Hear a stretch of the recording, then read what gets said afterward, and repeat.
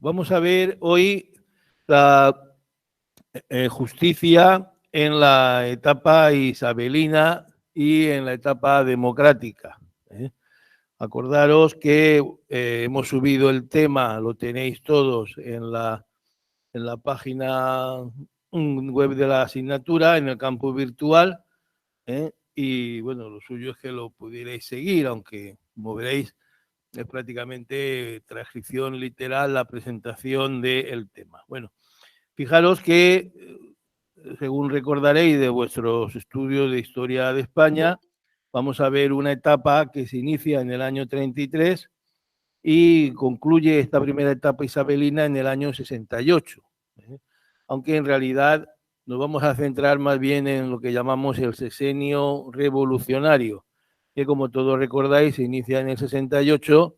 y podemos dividirlo en 4 etapas, tal como lo tenéis ahí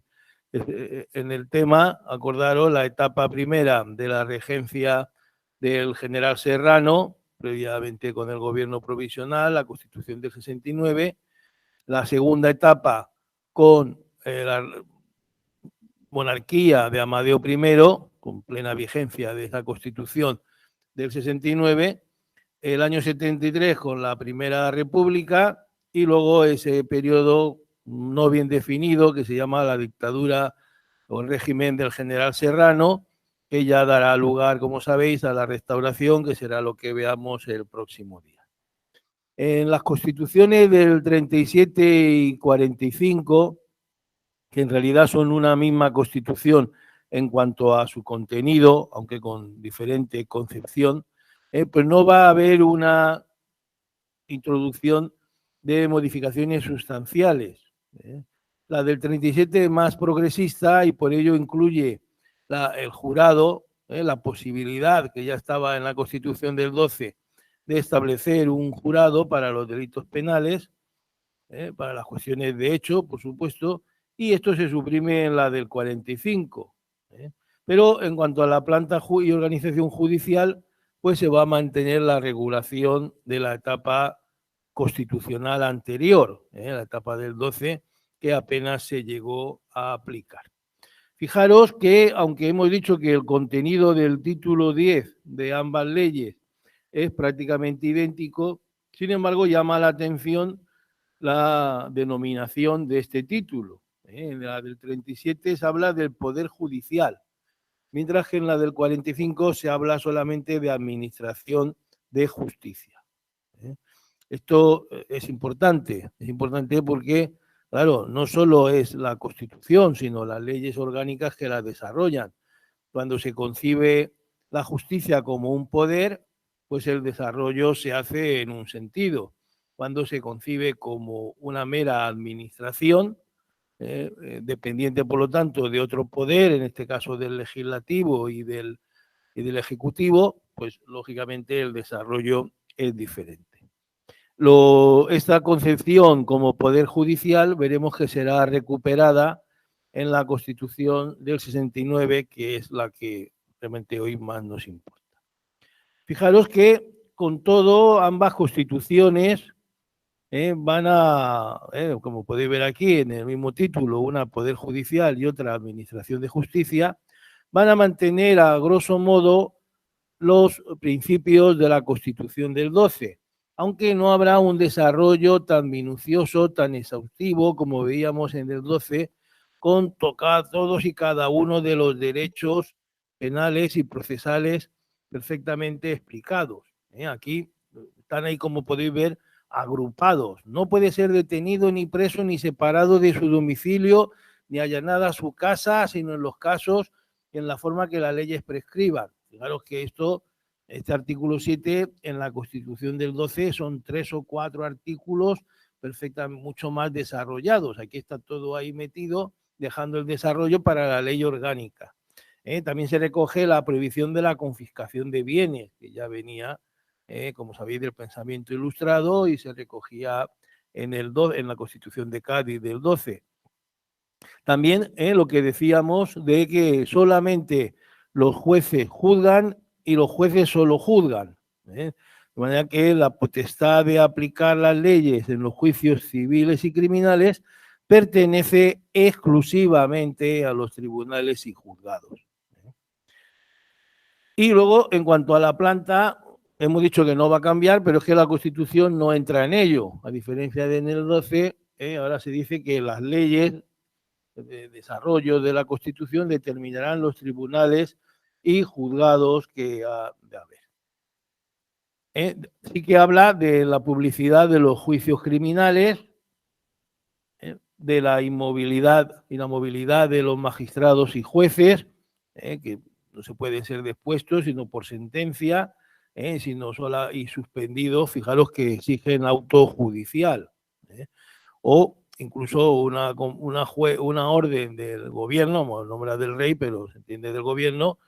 cuando se mande juzgar, es decir, se pasa al tribunal y previamente pues se apruebe el suspenso porque haya indicios de delito. De esos indicios de delito se relaciona con estos artículos 67 y 70, de uno de cada Constitución, que hablan de que los jueces son responsables personalmente de toda infracción que cometan. Y el juicio por jurados, como he dicho, solo en la Constitución del 37 se establece que las leyes determinarán la época y el modo, pero no se extienden en ello, ni siquiera se establece una obligatoriedad, porque dice que las leyes en su día, lo mismo que decía la Constitución del 12, y como hemos dicho ya, en la del 45 desaparece esta posibilidad. Luego, la legislación complementaria a estas constituciones, como hemos dicho, pues van a establecer la misma planta judicial. El Tribunal Supremo de Justicia en Madrid, para dirimir los asuntos jurídicos en última instancia, juzgar a los ministros, a las causas de separación de los consejeros de Estado. Luego, causas de nulidad, tal como veíamos en la Constitución del 12, no como una última instancia de casación, sino como causa de recursos de nulidad por defecto de forma, por lo tanto. Luego, las audiencias territoriales por debajo, de manera que se pretende que todas las causas civiles y criminales fenezcan, terminen en segunda y tercera instancia cuando la haya, que será en lo penal, en estas audiencias territoriales, que por ejemplo correspondería una a todo el antiguo reino de Valencia, a las 3 provincias valencianas, porque las audiencias prácticamente no se van a modificar, y el juzgado civil de partido, que ya vimos que va a ir apareciendo, y manteniendo, porque todavía estas constituciones mantienen las funciones judiciales de los alcaldes, aunque ya vimos que como no lo establece la Constitución, sino la legislación, en la ley del 55 de enjuiciamiento civil, pues ya empezarán a restar competencias a los alcaldes en materia civil, que la ley que luego estudiaremos hoy, Ley Orgánica del Poder Judicial de 1870, pues ya suprimirá completamente estas funciones judiciales de los alcaldes. Vamos a ver, por lo tanto, la Administración de Justicia o Poder Judicial en la Constitución progresista del 69 y luego su desarrollo en la Ley Orgánica. No lo completaremos hoy porque lo que afecta al Estatuto del Juez, su inamovilidad, su regulación, los requisitos, aunque hoy lo nombraremos, pero en realidad lo veremos en una sesión posterior. Fijaros que, como siempre, la Constitución la que establece los términos generales sobre los que luego se basa la legislación. En este caso, la Constitución del 69 debemos recordar que es hija de la llamada gloriosa revolución, la revolución que inicia el almirante Topete en Cádiz, sumándose enseguida el general Prim y el general Serrano, que serán los hombres fuertes de esta etapa,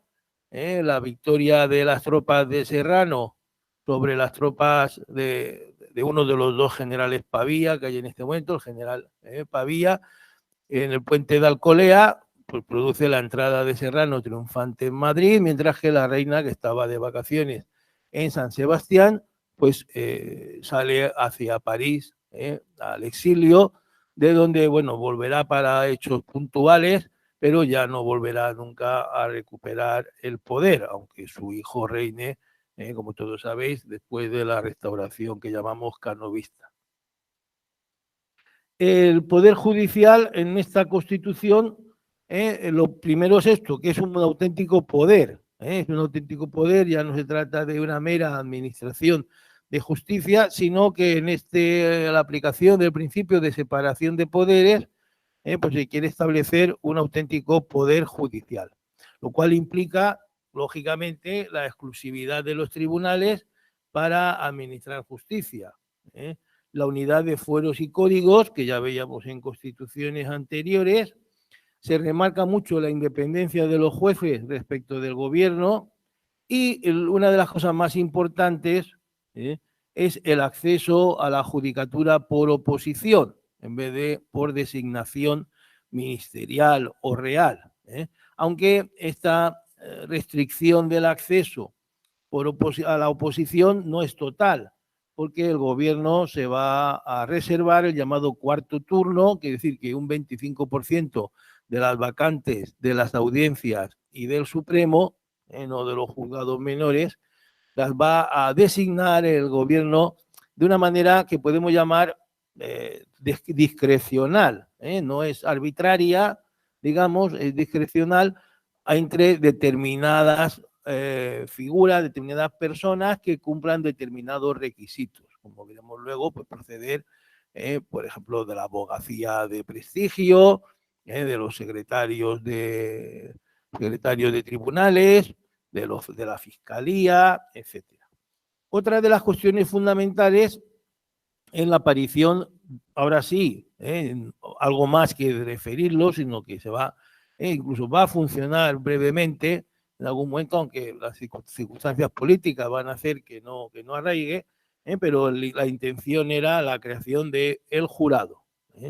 Jurado popular y un cierto control popular de la judicatura mediante la exigencia de responsabilidad a los jueces, que también se establece.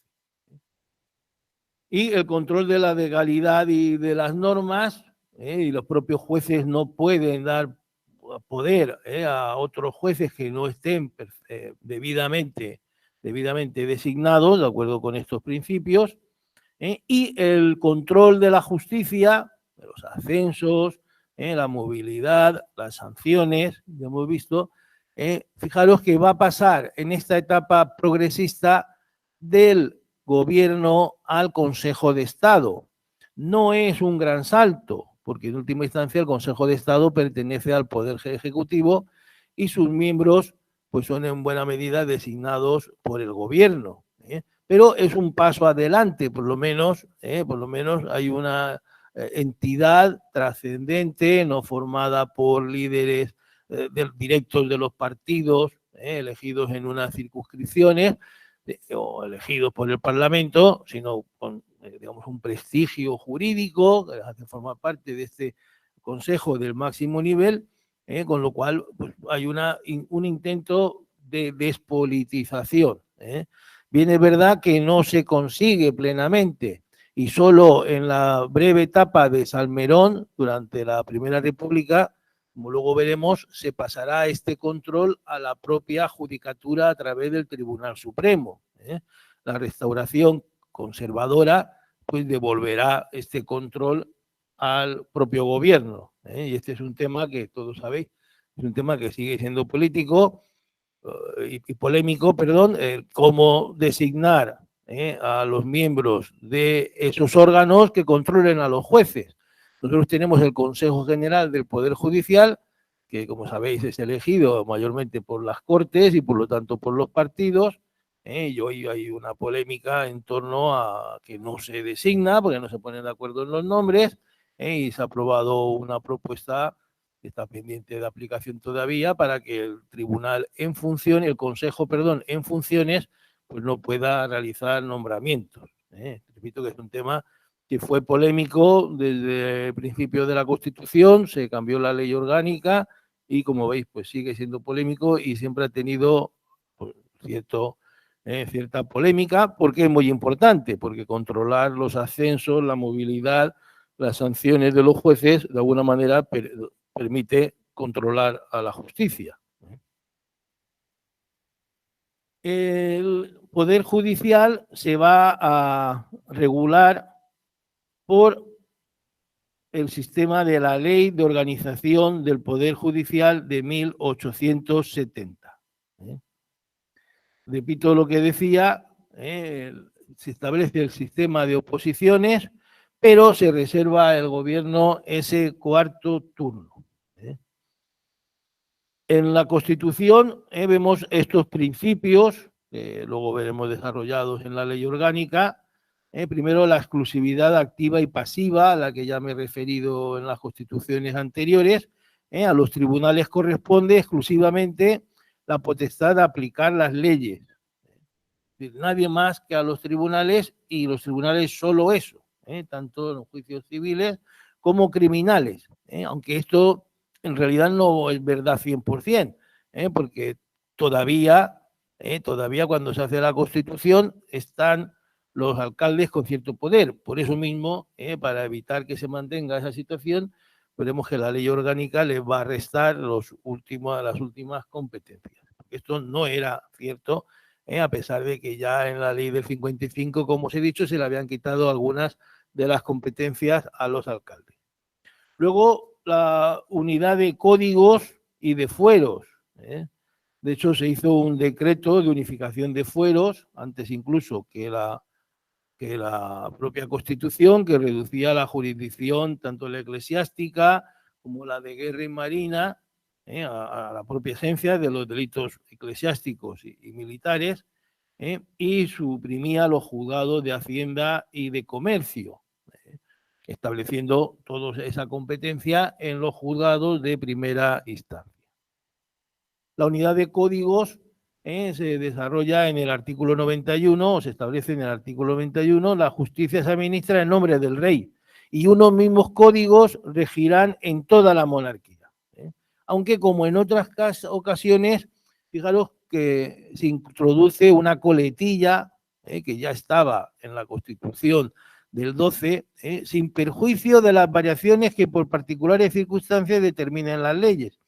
Esto lleva a que, igual que pasaba con la Constitución de 1812, la doctrina discuta si la pretensión de los progresistas que hicieron esta Constitución era unificar completamente los códigos civiles, la regulación civil, los sistemas civiles, o permitía esta coletilla, esta frase, el conservar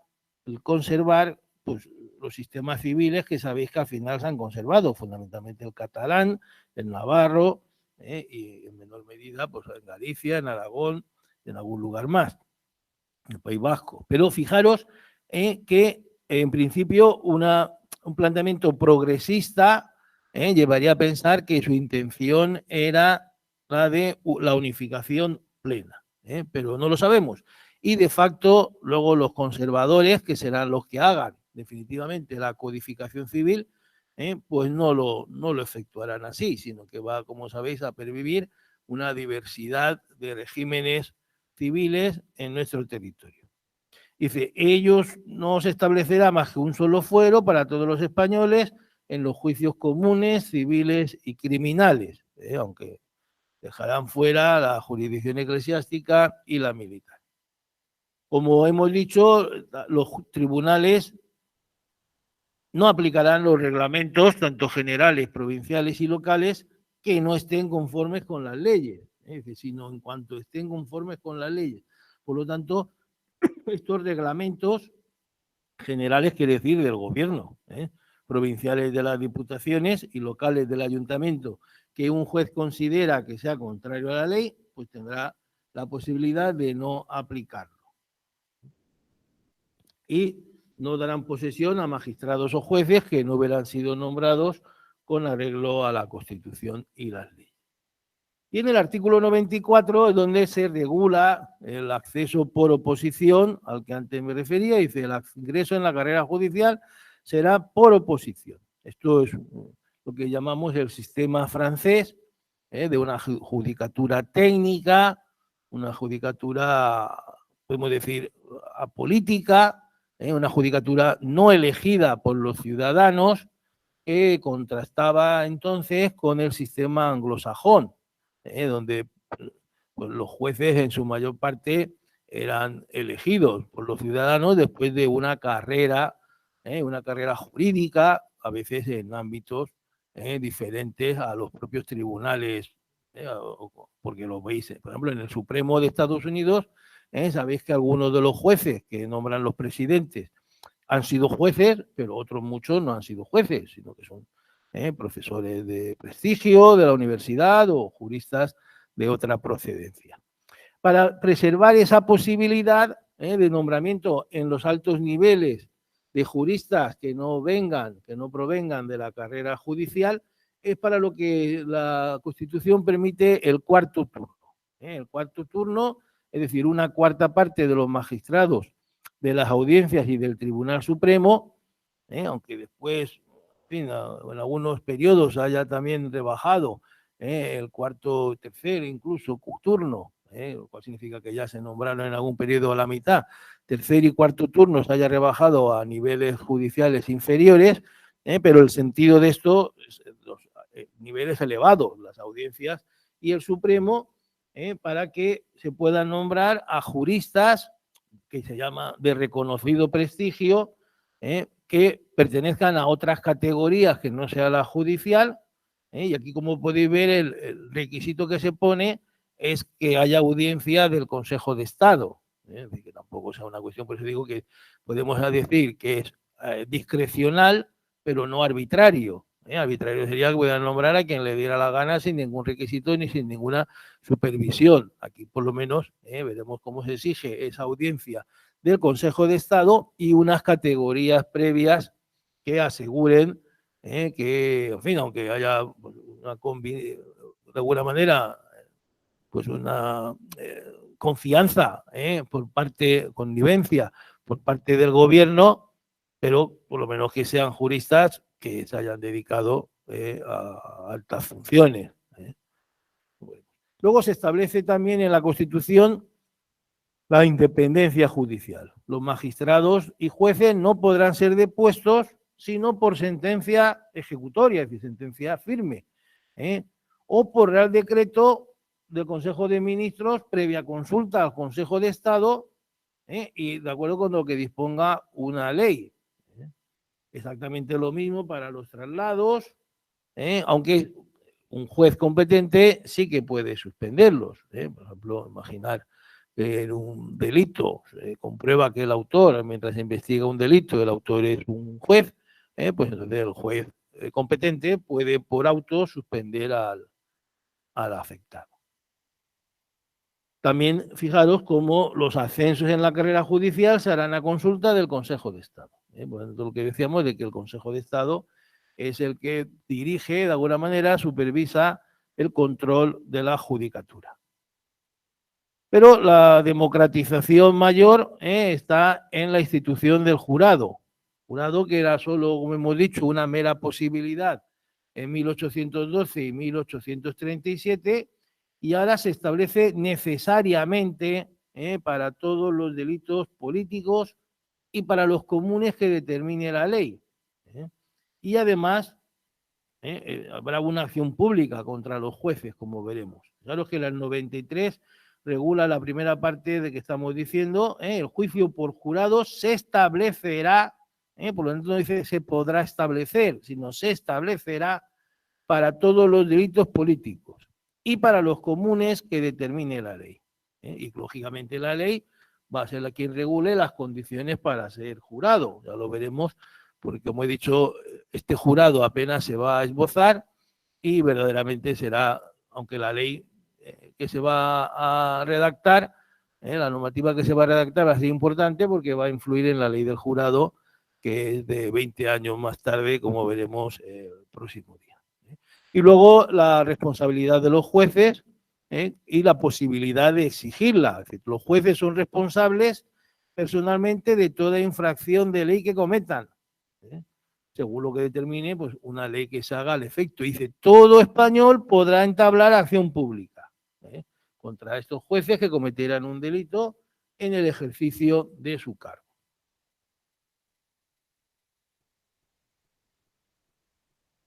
Aquí es la misma diapositiva, la he repetido. Vamos a hablar de la jurisdicción contencioso-administrativa en este periodo, antes de pasar al desarrollo de la ley orgánica. Fijaros que la jurisdicción contencioso-administrativa, como todos sabéis ya a estas alturas de la carrera, son aquellos pleitos que los particulares pueden desempeñar o iniciar contra la propia administración. Esto siempre ha tenido cierta problemática y en los regímenes más conservadores pues ha establecido, como sabéis, la autotutela, lo que se llamaba la jurisdicción retenida extrajudicial, de manera que la propia administración, unos órganos de la propia administración, generalmente el Consejo de Estado, siguiendo el modelo francés, pues era quien resolvía sobre estos pleitos contra la administración, lo que en definitiva no dejaba de ser una vía, lo que hoy llamaríamos una vía administrativa, si queréis, reforzada. Hoy todos sabéis mejor que yo, pues lo tenéis más reciente, que una vez se concluye la vía administrativa, queda abierta la vía judicial. Pero repito, esto ni estaba en todos los países, ni ha estado en España siempre, ni mucho menos. Como lo veremos, hasta principios del siglo XX no quedará consolidado el control contencioso administrativo de la administración del Estado a través de los tribunales de justicia. Pero aquí ya se plantea, y de hecho lo que se hace, nada más tomar el poder Serrano como gobierno provisional, el general Serrano, es abrir en un real decreto, abrir una nueva sala del Supremo, una sala tercera de lo contencioso administrativo. Claro, si se abre una sala de lo contencioso administrativo, también, lógicamente, quiere decir que se otorga a los juzgados de la jurisdicción, la jurisdicción contencioso administrativa, que antes recaía en esos consejos administrativos provinciales, que eran un sistema paralelo, por lo tanto, al de la judicatura, con Consejo de Estado en la cumbre de los recursos, en la cumbre de este procedimiento, y estos consejos administrativos provinciales, no hace falta decir que no estaban formados por jueces, sí por juristas, pero no por jueces. Y lo mismo que el Consejo de Estado estaba formado por juristas, pero no por jueces, por lo tanto no tenían la independencia necesaria para juzgar a la administración, por cuanto dependían en última instancia, eran parte en última instancia de la propia administración. Y esto hay que relacionarlo con lo que hemos leído antes, de que también los jueces tenían el control de la legalidad de las normas administrativas generales, provinciales y locales. Fijaros que estamos hablando, como podéis percibir claramente, de un sistema muy avanzado, muy progresista, que no estaba, evidentemente en ese momento, en vigor en toda Europa, ni mucho menos, y que en España, repito, no se va a consolidar hasta muchos años después, y en algún caso luego habrá un retroceso y no se recuperará hasta la democracia de nuestra actual, de nuestra vigente Constitución. Fijaros que en 1888 la ley Santa María de Paredes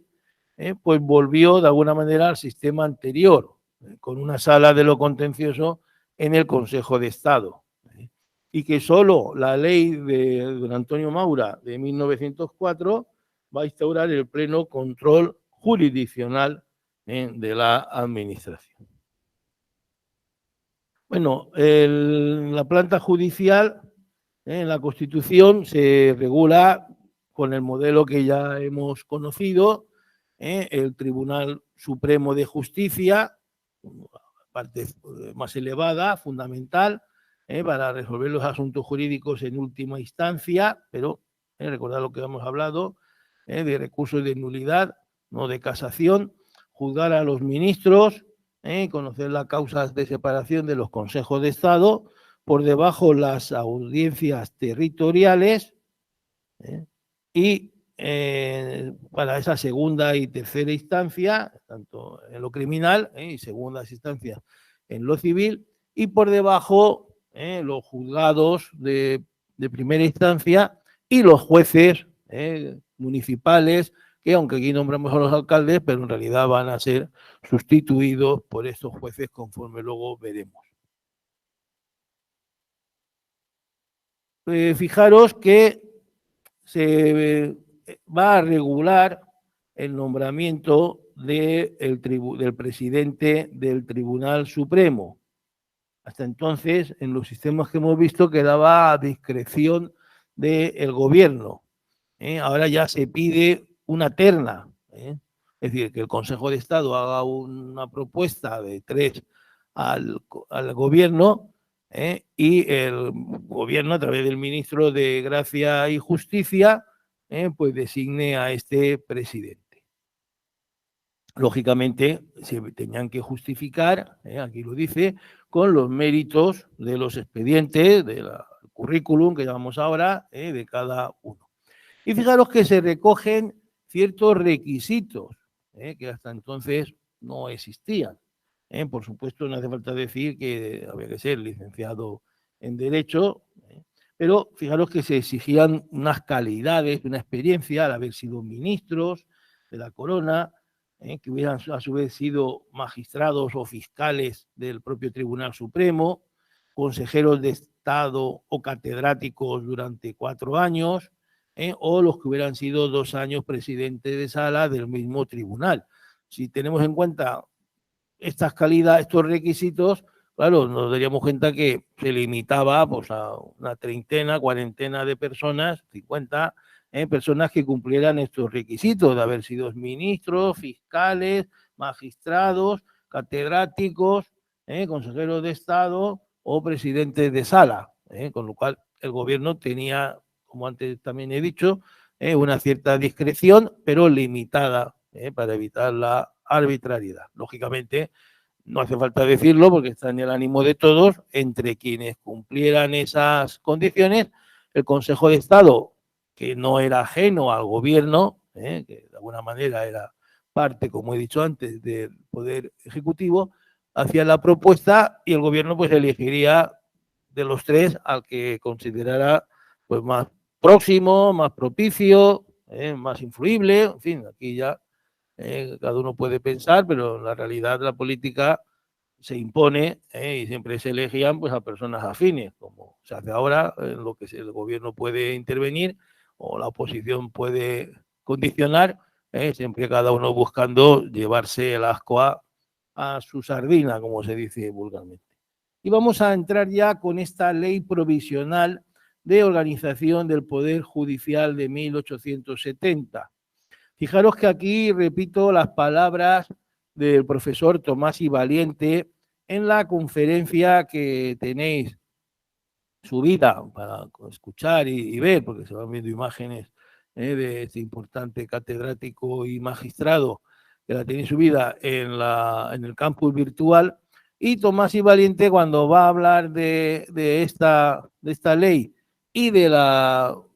otra ley provisional de organización de los tribunales de 1835, nos dice 2 cosas. Una, que cuando en nuestra historia jurídica oímos la palabra provisional, pues tenemos que llevar cuidado porque lo provisional suele tener vocación de permanencia. Y la otra cosa que nos dice es que estas 2 leyes estuvieron en vigor. La primera, 35 años, y esta, la friolera, de 115 años.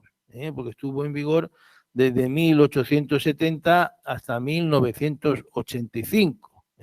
Si bien es verdad que fue modificada, como veremos, en algún caso significativamente, que su aplicación durante periodos, por decir así, no,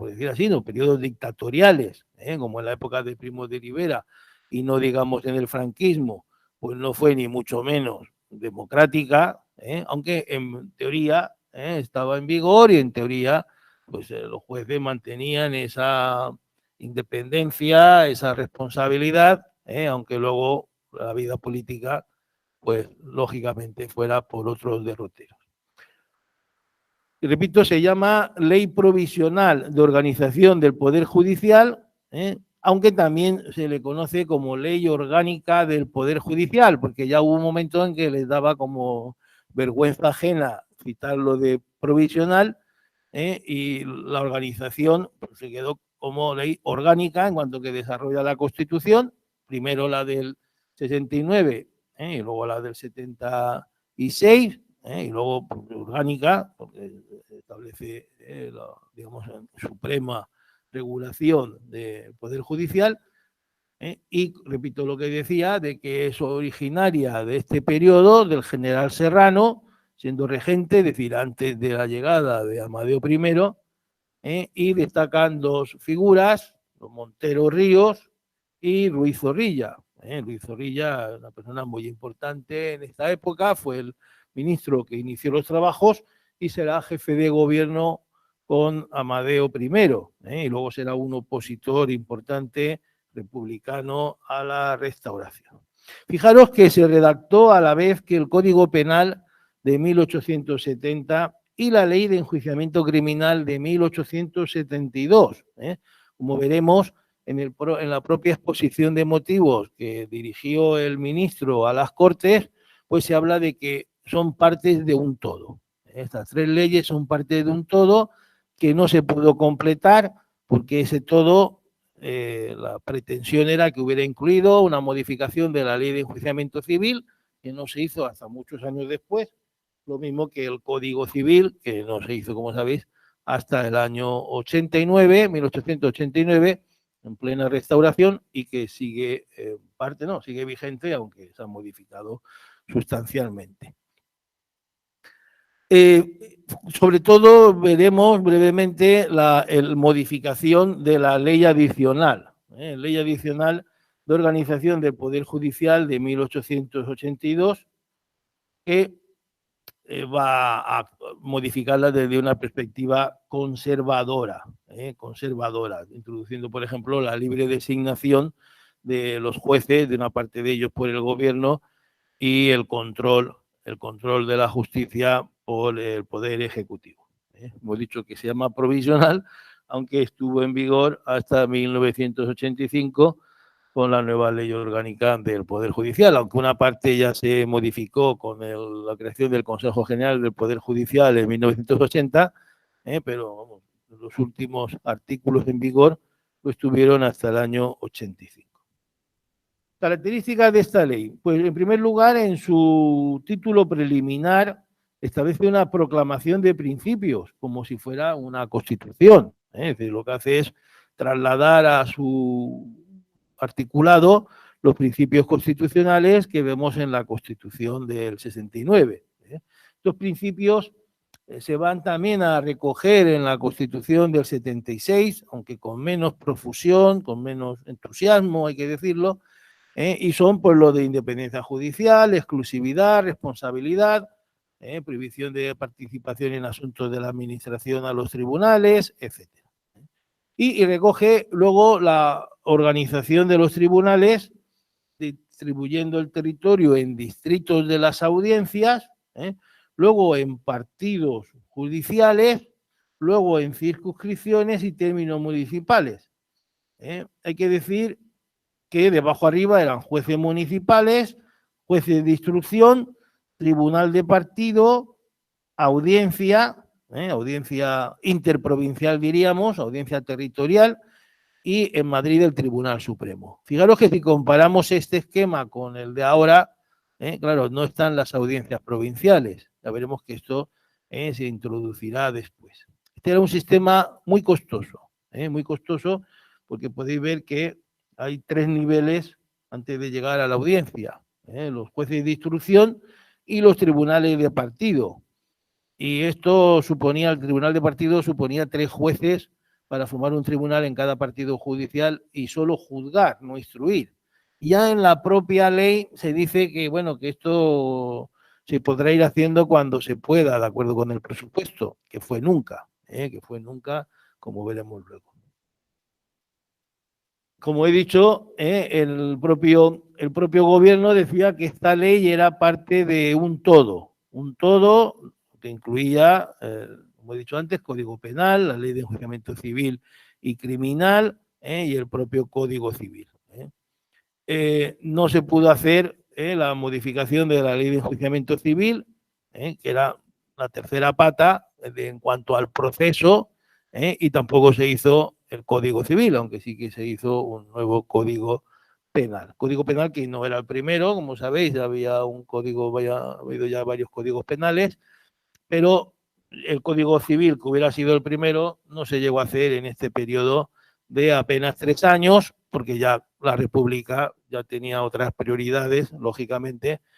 no tenía una constitución vigente y por lo tanto la República ni se planteó en el año 73 el hacer normativas de este tipo. Y no digamos Serrano, que bastante tenía con mantenerse en el poder en el 74, con guerra civil en el país, en la península, también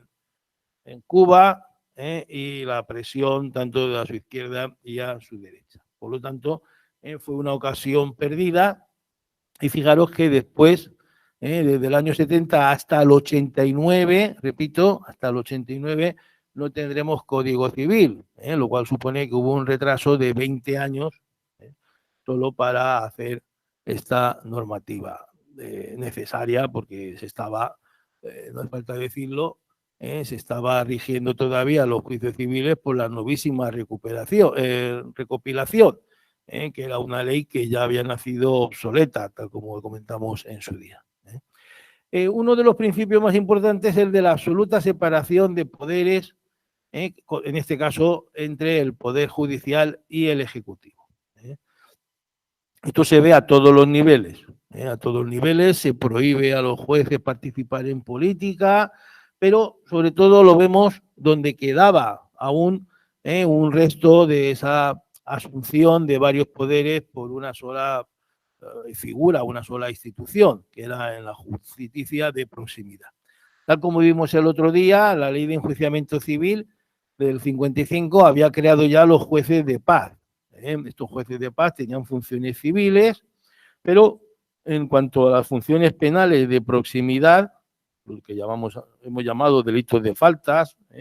o delitos menores, como se llaman ahora, pues esto seguía en manos de los alcaldes, que además tenían que hacer, como vimos el otro día todavía, la instrucción de los delitos cometidos en su municipio, la primera instrucción, diríamos, las averiguaciones inmediatas, la detención de los posibles reos, delincuentes, y esto, pues lógicamente, le restaba, como los jueces, los alcaldes eran elegidos a través de un partido político, pues le restaba independencia.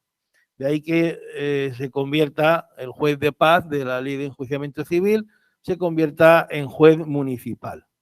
Juez municipal que asume tanto las funciones civiles como penales. Y es un cargo que será incompatible con el del alcalde y al que se le prohíbe cualquier participación en política, incluso ir a asistir a mítines. Incluso asistir a mítines, lo único que no se le podía prohibir es ir a votar, pero se exige su independencia, su neutralidad política en todo momento, para salvaguardar a la justicia de proximidad del control político. Pues dice que es incompatibilidad absoluta de los jueces con puestos administrativos. No puede ser alcalde, no puede ser diputado provincial, no puede ser diputado nacional, no puede ser senador. Y repito lo que decía, ni participar en ningún tipo de reunión, como se llamaban entonces. Recuerda que la palabra meeting, que viene del inglés, viene de reunión, manifestaciones, reivindicaciones, etcétera. Muy importante y muy moderno es que separaba el juez instructor y el juzgador. El instructor era el juez,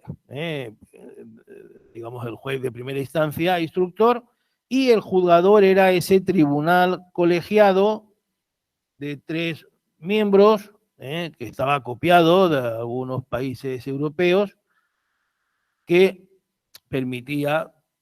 eso, una neutralidad en el sentido de que el juzgador, además colegiado para evitar, no sé, el empecinamiento o la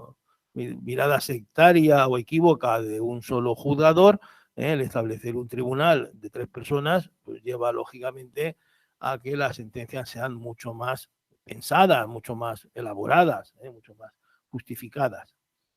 Y el juez municipal ya queda, pero no el alcalde, el juez municipal apolítico neutral, queda para los asuntos de escasa importancia. Y el instructor es ya una persona que solo instruye, entonces no tiene una verdadera jurisdicción, sino que es un auxiliar de ese tribunal de partido. Fijaros que ellos mismos, la misma exposición de motivos, lo tenéis ahí, pues lo he puesto en cursiva, dice, defraudaría este proyecto la pública expectación si conservara los juzgados unipersonales y estableciese el principio de que el juez instructor del sumario fallase la causa. Esto es lo que se quiso evitar, pero como decía antes, por motivos presupuestarios va a ser el sistema que va a pervivir. El juicio penal se establece que sea oral y público y de única instancia. Dice, lo justifica la exposición de motivos. El juicio escrito de procedimiento casi secreto con dilaciones interminables está condenado por la ciencia y ha caído en un completo descrédito, se refiere en toda Europa. Con el sistema oral, que es el que se impone, solo cabe una instancia, porque el juicio no puede repetirse 2 veces. La segunda vez no hay esa espontaneidad y vendría a ser, como dice y como critican mucho cuando se repiten los juicios orales, una falsificación del primero. En la presencia del público se considera necesaria y da a los jueces que vean la gravedad y la importancia, la alteza de su cargo, y cuando es jurado, pues obviamente no puede ser más que oral. Dice, absoluta e indispensable cuando esta oralidad, cuando intervenga el jurado. Y el acceso por oposición, pues se establece aquí una oposición que va a ser al cuerpo y no al destino determinado, siempre dejando al margen esa cuarta parte que ya establecía la Constitución, el cuarto turno que hemos llamado, que así se ha llamado. Y fijaros qué quiere decir oposición al cuerpo y no al destino determinado, que uno oposita pues, al cuerpo de jueces de primera instancia, al cuerpo de la judicatura, y luego asciende a magistrado. No oposita a magistrado del Tribunal de Valencia o a juez de primera instancia de Alcoy o de Elche o de Madrid. ¿Qué es lo que se quería evitar? Se quería evitar que la gente más preparada se reservara para las plazas que salieran en los lugares más anhelados. Madrid, Valencia, Barcelona, Alicante, las capitales. Habla de juzgados capitalinos. Y que los menos preparados pues opositaran a los destinos perdidos, en La Mancha, en las islas, en el interior de las zonas de sierra, estableciendo, por decir así, 2 categorías de jueces, los jueces buenos que van a las capitales y los jueces malos que van a los pueblos. No, todos entran en el mismo cuerpo y según su nota se regula su posición y luego van ascendiendo y van exigiendo destino, pues según veremos esa nota con la que han entrado y los méritos que vayan acreditando. Entonces, claro, esto va a implicar que se va a implantar en la judicatura lo que llamamos un cursus honorum, una carrera judicial, donde uno, cuando llega al Tribunal Supremo, pues ha estado de juez en 7 pueblos y de magistrado en un par de audiencias. Porque, en fin, lo que se quiere precisamente es que la gente que llega arriba pues tenga una enriquecedora experiencia previa, más allá de saberse o solamente los temas de carrerilla. habla de que estas condiciones de igualdad que se establecen ahora va a permitir el acceso a la carrera judicial, porque ya le se llama así, carrera judicial, a personas que antes quedaban fuera de ella por motivos evidentemente sociales. Habla de carecían de poderosos valedores, pero está claro que detrás de esto hay un rechazo claro a una cuestión de clase y a una cuestión de partido. Es decir, que no progresen solo aquellos que tengan amistades familiares, académicas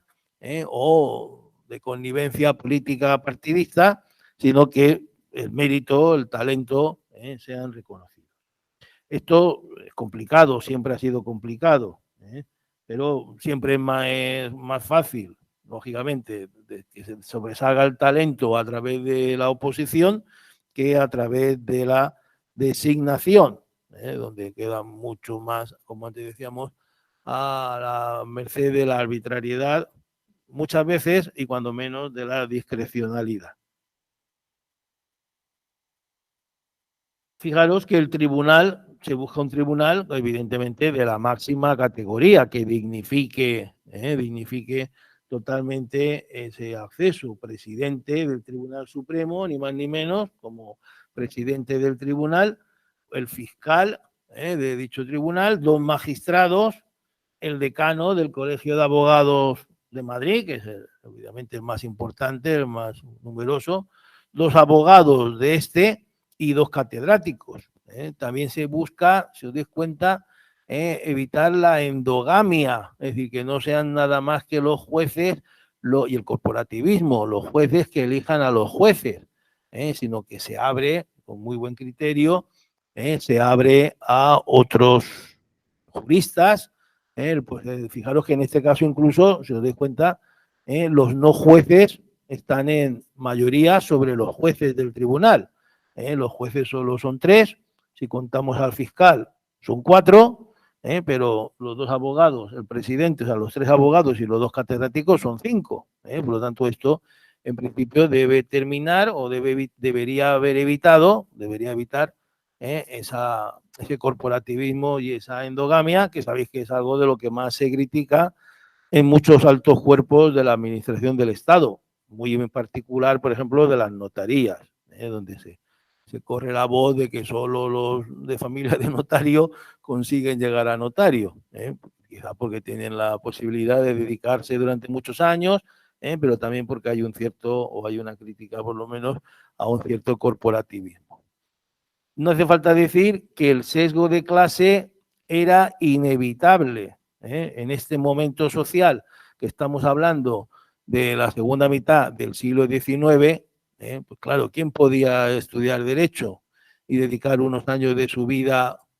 a preparar una oposición de este máximo nivel? Pues solamente los miembros de determinadas familias que podían permitirse el coste de los estudios y luego el coste que supone teniendo una carrera que te puede dar de comer como abogado o como cualquier cargo de la administración menor, pues no ejercerla y dedicar 3, 4, 5 años a preparar esa oposición. Por lo tanto, no hace falta decirlo, el sesgo de clase no desapareció, pero siempre repito, es mejor que lo que había, porque lo que había era la pura y dura influencia. Fijaros que con buen criterio también se van a justificar entre los requisitos lo que se ha llamado la prohibición del arraigo. Es decir, prohibir ejercer como juez allí donde se ha nacido, donde se ha vivido, o donde hay parientes inmediatos que ejerzan el comercio o la industria. Incluso en el pueblo de la mujer también se prohibirá, es decir, que no quieren que uno pues, se deje influir por las tradiciones familiares, las amistades, los negocios de su padre, de su suegro, de sus tíos, de sus cuñados, menos en Madrid. Lógicamente en Madrid es tan grande que no se puede evitar que alguien pueda tener familia y que ejerza alguien el comercio. Curiosamente, de Barcelona no se dirá nada en la normativa, solo estará exento Madrid. En la propia exposición de motivos, pues habla de la inamovilidad judicial, la garantía de los traslados, la responsabilidad civil y criminal, la reserva que se hace al rey de los conflictos de competencia entre el poder ejecutivo y el judicial, pero bajo la supervisión del Parlamento, por lo tanto, en este caso, como podéis ver, hay como un mezclijo de los tres poderes, y en el caso de conflicto entre ejecutivo y judicial, pues es el Parlamento el que tiene la posibilidad de informar al rey. Y bueno, se deja para ley, se deja para la regulación de ley con más el proyecto. Dice, se refiere a la determinación de las competencias civiles y criminales entre los juzgados que se fijan en el proyecto, con más detenimiento, se dice, y precisión de lo que han estado hasta el momento. Aunque es un tema siempre complejo. Y luego, como hemos dicho, en este título preliminar están esos fundamentos y principios más propios de una constitución. Aquí ya en este título segundo se hablan de los requisitos para ser juez. Primero 23 años, título de derecho civil, aunque hasta los 25 no ejercían, 23 años para entrar en la carrera, y ya estaban ahí 2 años entre estudios y prácticas. Y el título de derecho civil, cuando quiere decir de derecho civil, quiere decir no eclesiástico. No quiere decir que no estudie en penal y administrativo, sino derecho civil de universidad estatal, con lo cual se quieren, lógicamente esto está pensado para que no puedan ser jueces los licenciados en derecho canónico de universidades de la Iglesia. No haber sido incapacitado y superar el examen. Cuando se supera el examen, se completa la formación, pues, asistiendo a sesiones de los tribunales, ejerciendo como jueces municipales, como suplentes de estos o de los jueces de partido, hasta que cumplen los 25 años, repito, que es cuando ya pueden empezar a ejercer. ¿A quiénes les están prohibidos? Pues a los impedidos, física o intelectualmente, los procesados, los condenados por cualquier pena correccional, los que hubieran sufrido y cumplido cualquier pena que los haga desmerecer en el concepto público, términos un poco genéricos algunas veces, hay que decirlo, los que hubieran sido absueltos de la instancia en causa criminal, mientras por el transcurso del tiempo la absolución no se hubiera convertido en libre, es decir, mientras quede pendiente todavía la posibilidad de recurso, los quebrados, los concursados, los deudores a la administración, pero aquí, como veis, he puesto en negrita aquello que no está perfectamente definido y que queda un poco arbitrario, porque claro, dejarlo así arbitrario es dejarlo a merced del propio gobierno o del Consejo de Estado, porque los que tuvieran vicios vergonzosos, pero no dice cuáles son. Pero, bueno, eso, algunos vicios todos vemos claramente que son vergonzosos, pero claro, hay otros que a lo mejor no son vergonzosos, o unos consideran que son vergonzosos y otros no. Pero, en fin, hay algunos que lo veis claro, jugador, bebedor, en fin, pero repito que queda ahí un poco indefinido. Y fijaros, todavía el artículo 10º, el apartado 10º, es más indefinido. Los que hubieran ejecutado actos o omisiones que, aunque no penables, les hagan desmerecer en el concepto público. Lo primero es que hay que rebuscarse mucho para entender a qué se refiere. Y en segundo lugar, que queda un poco ahí, ¿quién tiene que interpretar esto? ¿El gobierno, el Consejo de Estado, el tribunal? Queda un poquito ahí la cosa, porque hay que buscar actos que no son delitos, que no son penables, pero que hacen desmerecer en el concepto público. Hoy no existe esto. Hoy o hay una cosa claramente establecida, un delito que has cometido que te impide, o no. Hay un principio de legalidad. Aquí vemos que se viola ese principio de legalidad estableciendo requisitos que podemos llamar como indeterminados, y que quedan a merced de quien los tiene que determinar, que por lo que hemos visto es el Consejo de Estado, el gobierno apoyado en el Consejo de Estado.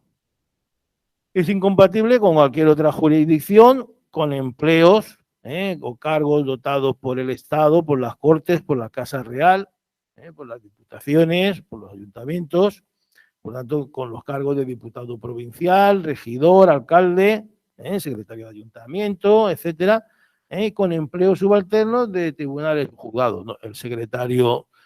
no puede ser juez. Si pasa a juez, lógicamente pierde su función como su puesto como secretario o como fiscal. Prohíbe el parentesco entre jueces y magistrados de un mismo tribunal. Fijaros que hasta el 4º grado de consanguinidad o 2º de afinidad. Es decir, no se permite pues, eso, que tú no esté, por ejemplo, en el tribunal que está su suegro o que está su hermano.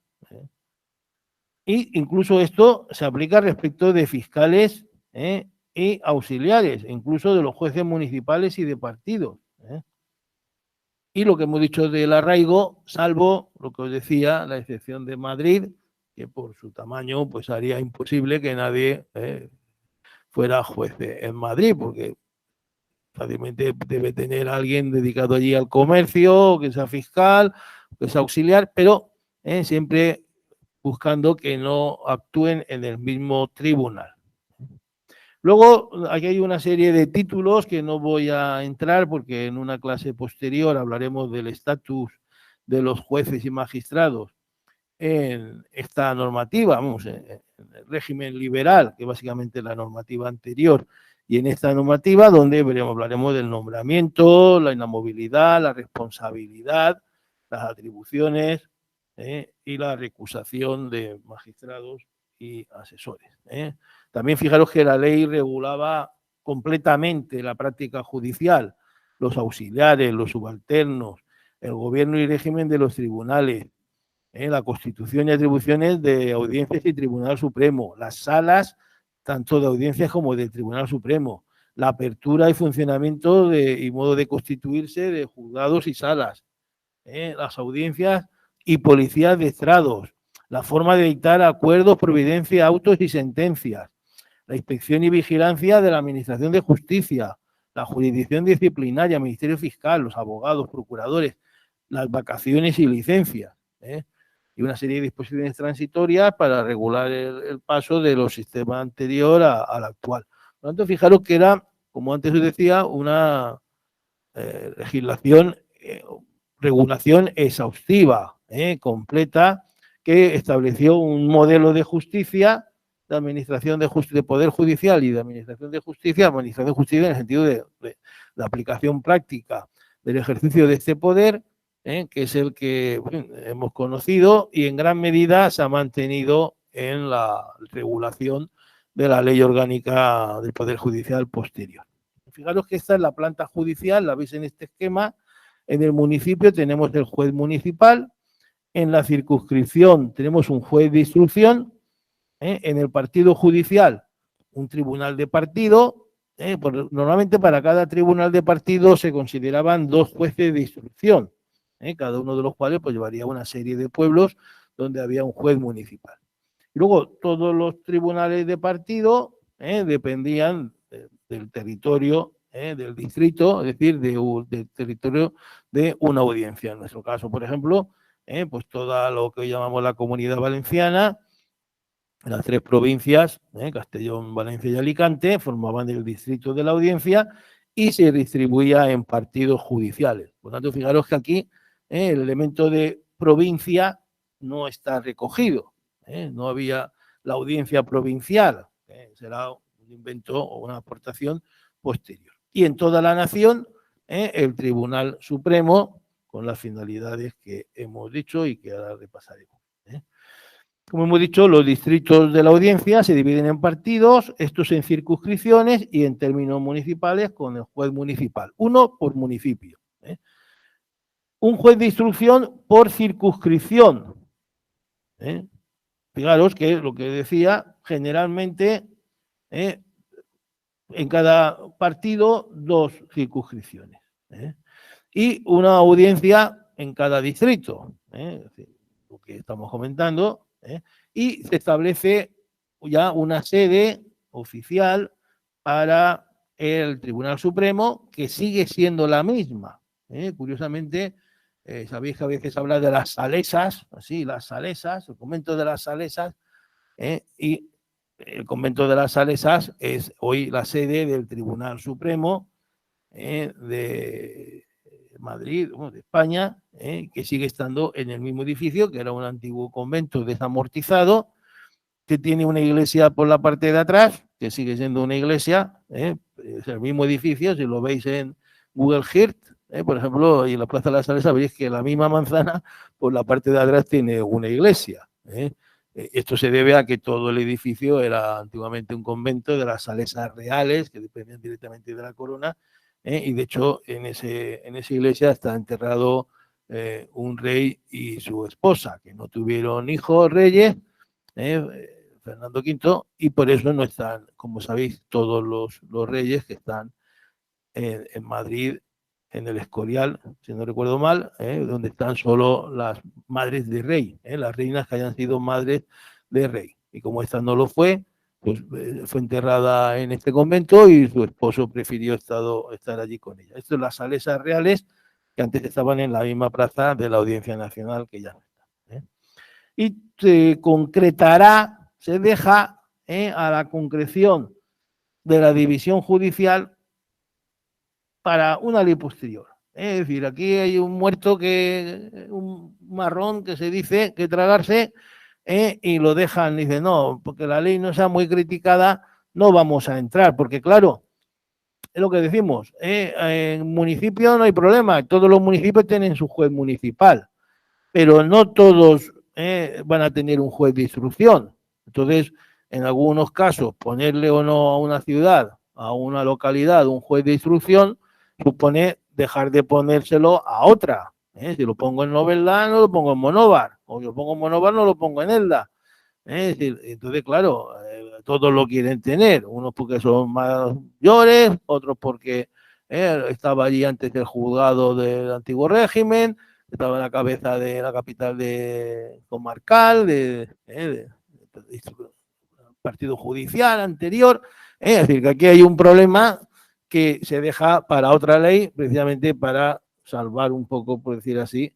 esta ley, dejarla fuera de esa lucha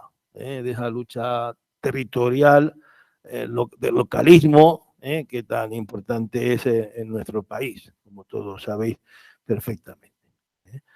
Arriba del todo, por lo tanto, lo que hemos dicho, el Tribunal Supremo de Justicia, al que compete dirimir los asuntos jurídicos de máxima instancia a través de los recursos de nulidad, como hemos dicho, por defectos de forma, y enjuiciar al secretario de Estado en la causa de la separación de los consejeros de Estado. Como podéis ver, no ha cambiado para nada respecto a la situación anterior. Se establece, aunque luego en la época de la restauración se reducirá por cuestiones presupuestarias, como podéis ver, para muy pocas funciones, todo hay que decirlo, se establece un Tribunal Supremo muy poblado, un presidente, 4 salas, de lo civil, criminal, admisión criminal y casación criminal, y la contencioso administrativa, de recursos contra la administración, fijaros, y 28 magistrados. 28 magistrados son muchos magistrados, sin una duda, para unas competencias que entonces tenían muy limitadas. Por eso, cuando vengan los conservadores de Cánovas con las rebajas, le pegarán el tijeretazo y reducirán el número de magistrados. Luego tenemos las audiencias territoriales, constituyen la segunda instancia en lo penal, segunda y tercera instancia, como hemos dicho, y tienen, se unifican, es decir, en todo el territorio tienen todas las audiencias las mismas funciones y no se hace ninguna innovación. Ya se habían añadido la de Burgos y Albacete, como dijimos en un momento anterior, y lo único que se hace es trasladar Guipúzcoa, que había sido llevada de Pamplona a Burgos, con Vizcaya y Álava, y ahora se devuelve Guipúzcoa a Pamplona, está más próxima a Navarra, y se mantiene Burgos, se mantiene Álava y Vizcaya. Es decir, Bilbao y Vitoria se mantienen hacia Burgos, mientras que como la de Navarra se ha quedado y se ha ido despoblando, obviamente, tenían poca faena, digamos, poco trabajo, mientras que Guipúzcoa era una provincia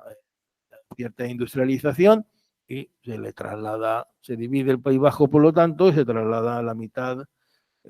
una de las tres provincias se pasa a Pamplona. En cada una de estas 15 audiencias establece una sala de gobierno y se propone la separación de dos salas, de lo civil y lo criminal. Y tres en el caso de Madrid y Barcelona. Pero las más pequeñas, es decir, en faena, las que menos casos llevaban, Pamplona, Palma de Mallorca y Las Palmas de Gran Canaria, pues con una sala solo para todo, para lo civil y para lo penal, pues bueno, que se matan, por decir así se establece. Y eso que a Pamplona ya hemos dicho que se le añade Guipúzcoa. Y se permite, como una cosa excepcional, que hoy en parte se ha recuperado, hay que decirlo, la creación de salas del crimen fuera de la sede de la audiencia, con 3 magistrados, y salas extraordinarias para casos de cierta gravedad, con un magistrado solo apoyado por 2 jueces de partido. Esto porque, dado el tamaño de del territorio, de los distritos de las audiencias, pues se vio como conveniente la posibilidad de que funcionaran salas de este tipo en otras provincias. Por ejemplo, el caso que decimos Valencia, Alicante, o Albacete, Cuenca, etcétera, que pudieran, para momentos que hubieran muchos casos pendientes, establecer salas del crimen. Salas del crimen. Pero fijaros que esto con el tiempo no será necesario, porque se harán la mayoría de los juicios penales morirán en la audiencia provincial cuando se establezca. Hoy hemos dicho que esto en parte se ha recuperado, porque sabéis que, por ejemplo, aquí en Elche funciona una sala de la audiencia provincial, una sala de lo penal, por decir así, de la audiencia provincial. Hasta hace unos años estaba solo en Alicante, y como la política ha intentado aproximar la justicia al ciudadano, pues sabéis que hoy aquí en Elche tenemos una sede o una sala de la audiencia provincial. Y esto ha pasado en otras muchas provincias. Claro, no nos debe extrañar, ten en cuenta que estamos hablando de una ciudad de casi 300.000 habitantes y que abarca también su ámbito de esta sala, pues toda la Vega Baja, que tiene otros 300.000. Es decir, que tenemos aquí más de 500.000 de personas, que es un territorio mucho más poblado que el de otras audiencias de otros lugares. Fijaros que los tribunales de partido, que es la gran innovación de esta ley, pero también la gran frustración, porque repito que no se va a aplicar, estos tribunales de partido se componen de 3 jueces. A partir de 100.000 habitantes se formaría un segundo tribunal de partido, y se establecen 2 niveles, el de ingreso y los de ascenso. Los de ascenso serían los que están en las capitales de provincia y en las sedes de las ciudades que tuvieran más de 20.000 habitantes, que hoy tenemos muchas, pero entonces hablábamos, por ejemplo, en nuestra provincia, pues esto hubiera quedado delimitado a Alicante, Elche y Alcoy, probablemente en la época. De manera que si uno entraba en la carrera judicial y entraba o pasaba de juez de instrucción a tribunal de partido, pues antes de entrar en Alicante, o en Alcoy o en Elche, pues uno tenía que estar a lo mejor en Orihuela o en Monóvar o en Villena, donde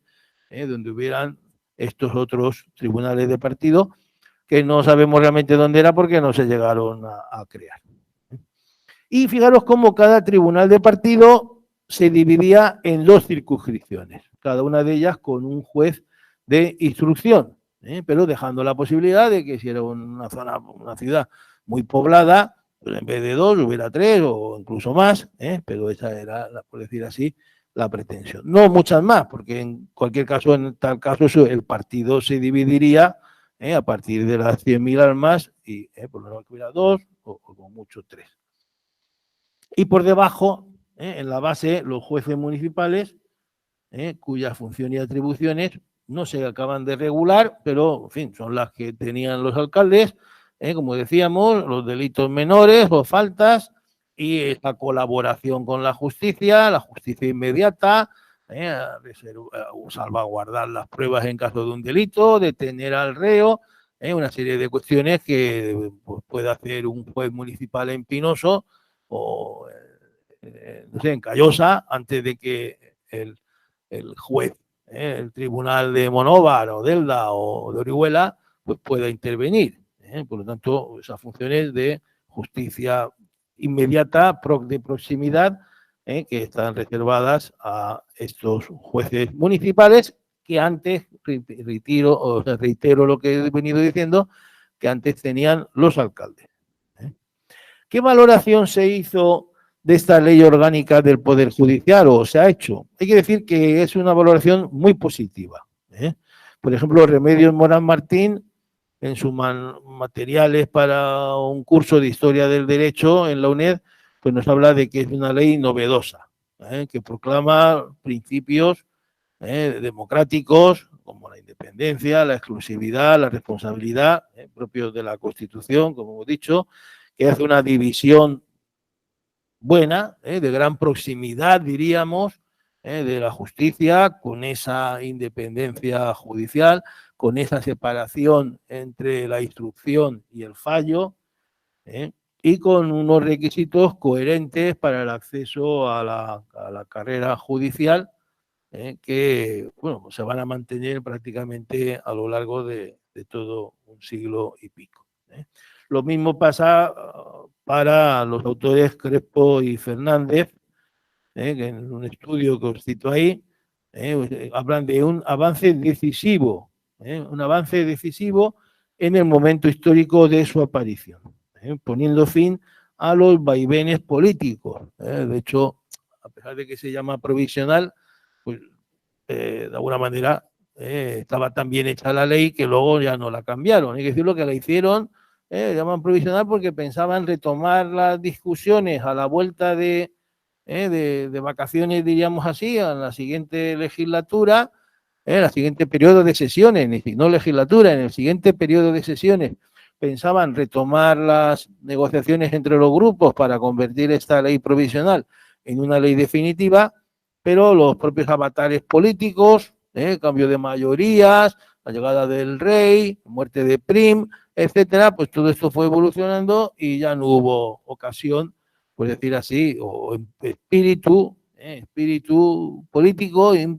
impulso para modificarla, en buena medida porque satisfacía todos los anhelos, todas las pretensiones del progresismo, y en las que no satisfacía, como vimos que ahora Salmerón, pues se podía modificar a través de algún decreto, como así se hizo. Serán los conservadores quienes en realidad la cambiarán más significativamente. Ahora bien, ¿qué problemas tenía esta ley? Pues la propia exposición de motivos, fijaros que el que la proponía sabía lo que hacía y sabía dónde estaba. Y la propia exposición de motivos ya preveía problemas presupuestarios. Sabía que los tribunales de partido, pues, era costoso. Era costoso porque significa tener, como habéis visto, para cada 100.000 habitantes,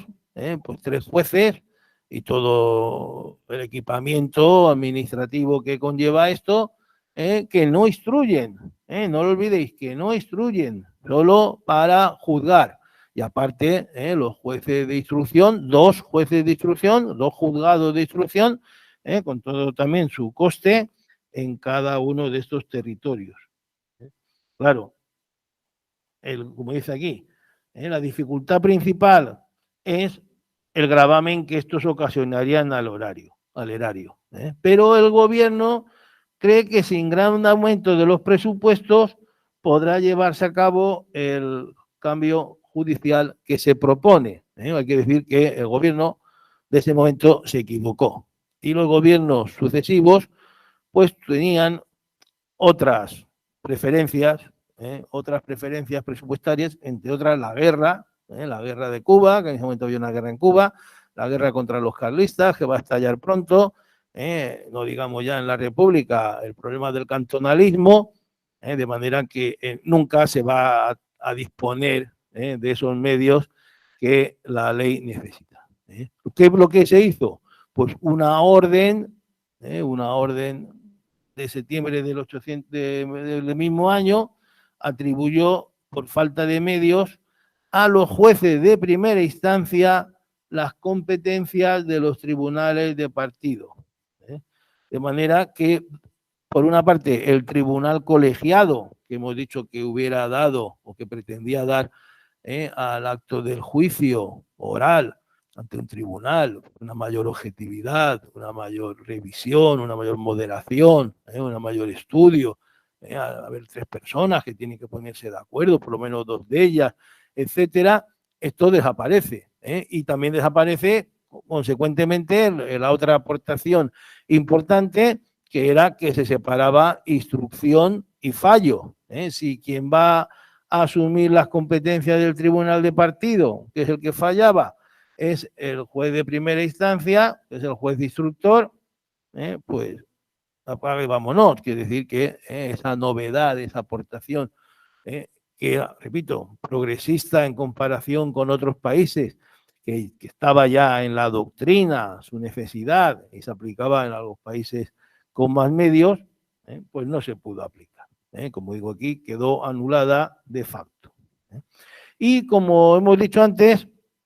durante la República, siendo Salmerón ministro, teniendo en cuenta que sabéis que Salmerón después fue también presidente del gobierno, presidente de la República, aunque en realidad el cargo no era de presidente de la República, sino presidente del Poder Ejecutivo, de un gobierno, o sea, de un régimen que no llegó a tener una constitución, como sabéis, porque la constitución quedó en un mero proyecto, pero aprobó un decreto para trasladar, como ahora veremos, la competencia del control judicial del gobierno, del Consejo de Estado, perdón, al Tribunal Supremo, a su sala de gobierno. Pero, lógicamente, los conservadores canovistas,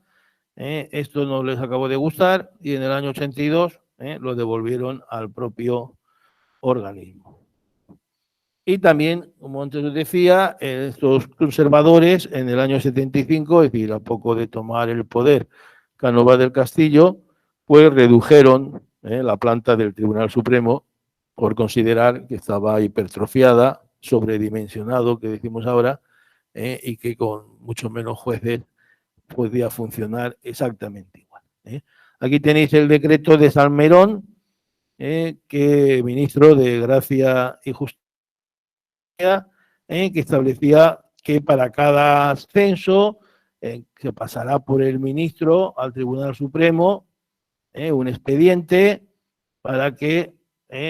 haga una propuesta unipersonal y razonada para cada vacante, pues, justificándola con los méritos de cada uno de los aspirantes. De alguna manera, aunque el nombramiento seguía siendo del gobierno, pero esto estaba claro que era depositar la última palabra en el Tribunal Supremo y era, por lo tanto, el único caso anterior a nuestra ley vigente del Consejo General del Poder Judicial, que antes me he referido, el último caso, el único caso en el que había un cierto autocontrol de la magistratura, autocontrol de la judicatura. Y como he dicho, el régimen canovista, con la ley adicional de 1882, no quiso modificar toda la ley, sino que lo que hizo fue una modificación parcial, conservadora, a través de lo que ya se llamó la ley adicional a la organización del Poder Judicial, que, bueno, como hemos dicho, quitó la designación de los jueces al Tribunal Supremo y la devolvió directamente al gobierno. Creó 95 tribunales colegiados. 95 pueden parecer mucho, pero teniendo en cuenta que hablamos de 52 provincias, más o menos, teniendo en cuenta que también había Cuba y Filipinas todavía, pues claro, no son ni siquiera 2 por provincia, de manera que quedaba muy lejos estos 95 tribunales colegiados que pretendían sustituir a esos tribunales colegiados que hubieran sido, lógicamente, muchos más, porque hablábamos de 100.000 personas, hubieran sido posiblemente 3 veces más, se calcula, pues esto suponía por lo que se buscaba, una reducción de gastos muy importante. Aunque, lógicamente, a partir del 82, cuando ya se establezca, hay un periodo, lógicamente, de aplicación, estos tribunales colegiados, pues se volverá a separar la instrucción del fallo. Y este proceso, ya lo estudiaremos, se completará posteriormente, reduciendo incluso estos tribunales a las audiencias provinciales. Estableciendo ya, en vez de un par de ellos, o 3 o 4 en las ciudades más grandes, estableciendo directamente las audiencias provinciales en la cabeza de cada provincia, y en el caso de provincias muy grandes, pues con varias salas de lo penal, que es el sistema, por decir así, que pervivió con el paso del tiempo. Fijaros que también se va a regular, antes no se había acabado de regular, el acceso de los catedráticos de Derecho a la Judicatura, al Supremo, mediante el desempeño de 20 años de cátedra de propiedad. Y como hemos dicho, se devolvió al control la competencia sobre ascensos y sanciones del Tribunal Supremo, de esa sala de gobierno del Tribunal Supremo, al gobierno directamente.